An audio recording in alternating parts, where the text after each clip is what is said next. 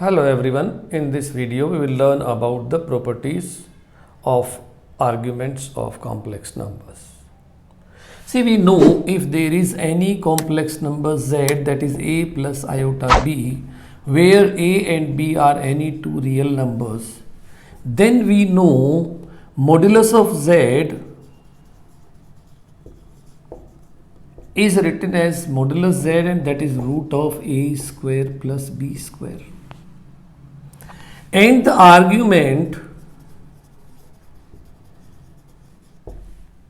or amplitude, we call it argument or we call it amplitude. Amplitude of z, that is represented by arc z, or we write it as amp z, that is given by theta, where tan theta is equal to b upon a. That is the imaginary part of z upon real part of z. We know it. Let's learn about the properties of this argument.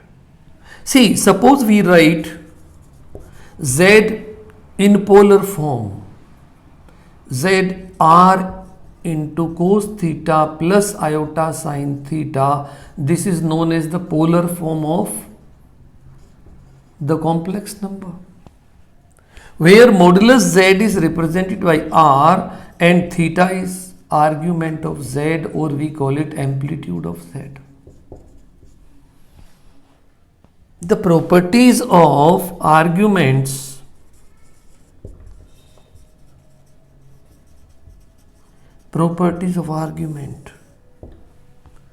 can be taken in three ways. Number one, argument of z1 into z2 is equal to argument of z1 plus argument of z2.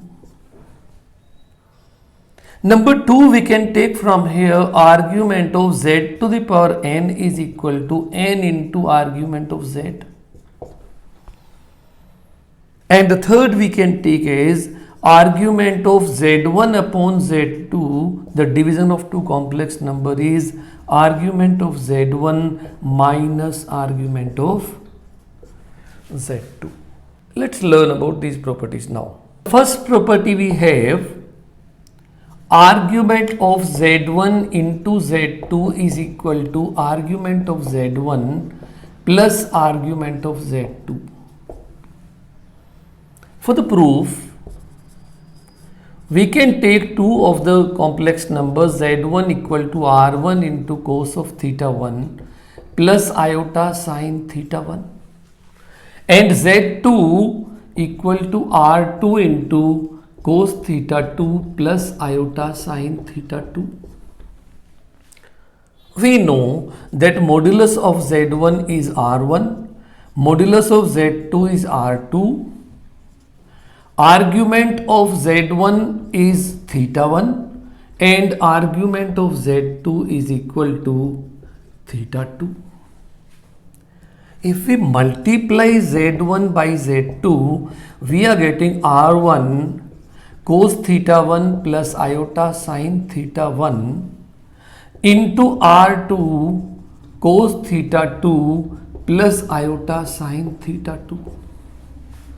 When we multiply, r1 will be multiplied with r2, it will be r1 into r2 into cos theta 1 plus iota sin theta 1 into cos theta 2 plus iota sin theta 2. We know how to multiply the complex numbers, that is, the real part is AC minus BD. So here it will be cos theta 1 into cos theta 2 minus sin theta 1 into sin theta 2 plus iota, the imaginary part is AD plus BC, that is, you can say sin theta 1 into cos theta 2 plus cos theta 1 into sin theta 2. If we simplify, we know this will be r1 into r2. This is cos of theta 1 plus theta 2 plus iota sine theta 1 plus theta 2 by using the trigonometrical identities. We know that cos A cos B minus sin A sin B is equal to cos of A plus B, and sin A into cos B plus cos A into sin B is equal to sin of A plus B. So we applied that here, and now we can see very clearly the modulus of products R1 R2, and the argument is theta 1 plus theta 2. So we find here modulus of Z1 into Z2 is equal to R1 into R2, which is equal to modulus of Z1 into modulus of Z2. So this gives us the proof of the property of modulus also. And we have argument of Z1 into Z2 is equal to theta 1 plus theta 2. And we've seen here theta 1 is argument of Z1, theta 2 is argument of Z2. So we could prove that argument of Z1 into Z2 is equal to argument of Z1 plus argument of Z2. The second property is argument of Z power n is equal to n into argument of Z. For the proof of it,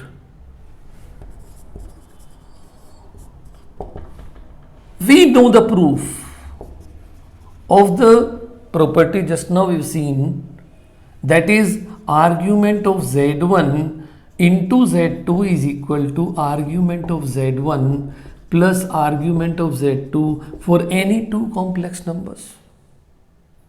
If we use the same property for generalized position, that is, we can write argument of Z1 into Z2 into Z3 up to Zn. If we take n complex numbers, that will be equal to argument of Z1 plus argument of Z2 plus so on up to argument of Zn. This we can take as equation number 1. If we take Z1 is same as Z2 is same as Z3 is same as Zn and all are equal to Z, then from equation number 1 we get argument of Z into Z into Z n times is equal to argument of Z plus argument of Z plus so on n times or not. They are all equal. And if we multiply Z to itself n times, this becomes Z power n. So this is argument of Z power n. Equal to, we are adding argument of Z n times, that becomes n into argument of Z. So we could get the proof that argument of Z power n will be n into argument of Z. See, the third property is argument of Z1 upon Z2 is equal to argument of Z1 minus argument of Z2. For the proof of it, let's take Z1 as R1 into cos theta 1 plus iota sin theta 1 and Z2 as R2 into cos theta 2 plus iota sin theta 2. We know here modulus of Z1 is R1, modulus of Z2 is R2, argument of Z1 is theta 1 and argument of Z2 is theta 2. If we divide Z1 by Z2, this becomes R1 into cos theta 1 plus iota sin theta 1 upon R2 into cos theta 2 plus iota sin theta 2. We can also write this as R1 upon R2 into cos theta 1 plus iota sin theta 1 into cos theta 2 plus iota sin theta 2 reciprocal of this, that is multiplicative inverse of it. And we know that multiplicative inverse of any z that is a plus iota b is given by a minus iota b upon a square plus b square. So here, using this identity, we can write here r1 upon r2 into cos theta 1 plus iota sine theta 1 into cos theta 2 minus iota sine theta 2 upon cos square theta 2 plus sine square theta 2. And we know that cos square theta plus sine square theta for any theta is always equal to 1. So here also we will have cos square theta 2 plus sine square theta 2 will be equal to 1. And then we can write this as r1 upon r2 into cos theta 1 plus iota sine theta 1 into cos theta 2 minus iota sine theta 2. And using the product of two complex numbers, we will get it as r1 upon r2. The real part of this will be cos theta 1 cos theta 2 minus sine theta 1 into sine theta 2 minus into iota square will give it plus, because we know that iota square is minus 1. So this will become minus 1 into minus 1 plus the imaginary part will be sine theta 1 into cos theta 2 minus cos theta 1 into sine theta 2. And we know the formula for this. We can write this as r1 upon r2 into cos of theta 1 minus theta 2 plus iota sine of theta 1 minus theta 2. So we get z1 upon z2 is equal to r1 upon r2 into cos of theta 1 minus theta 2 plus iota sine of theta 1 minus theta 2, which gives us the modulus of z1 upon z2 here is coming as r1 upon r2, which is equal to modulus of z1 upon modulus of z2. So again we get the proof of the property of modulus of division of two complex numbers from this particular method also. And we get argument of z1 upon z2 is equal to theta 1 minus theta 2.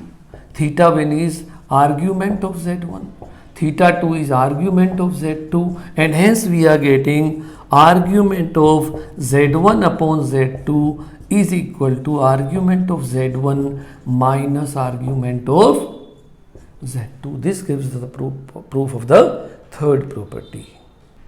Thanks for watching my video.